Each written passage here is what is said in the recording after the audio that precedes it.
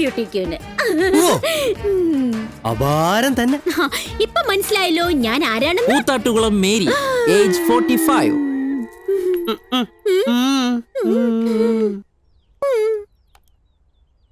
ആദ്യത്തെ ഒളിച്ചോട്ടം 12-ാം വയസ്സിൽ, അതും ഒരു ബസ് ക്ലീനറുടെ കൂടെ.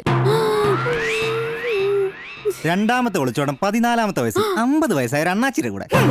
20-ാമത്തെ വയസ്സിൽ മനസ്താപം വന്ന് ധ്യാന കേന്ദ്രത്തിൽ തൂപ്പുകാരിയായി കൂടി. അവിടെ വെച്ച് പരിചയപ്പെട്ട ഒരു വല്യപ്പനുമായിട്ട് വീണ്ടും ഒളിച്ചോട്ടം. ഒളിച്ചോട്ടം ഒളിച്ചോട്ടം ഒളിച്ചോട്ടം. മതി.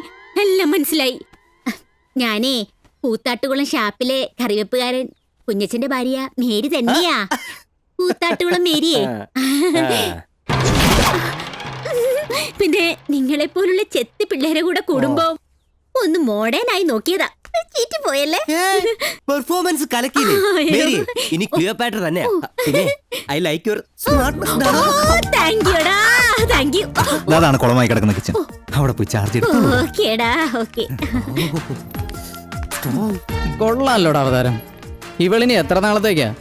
ഇനിയും സെർവൻസിനെ പിണക്കി വെച്ചാ ഒറ്റയ്ക്ക് കഴിയേണ്ടി വരുന്ന ഡാഡിയുടെ ഓർഡർ. സൂക്ഷിച്ച് കൈകാര്യം ചെയ്തു. അധികം തട്ടിയും മുട്ടിയും പൊട്ടിക്കണ്ട. ഗോപിക ഇവളിതെവിടുന്ന്?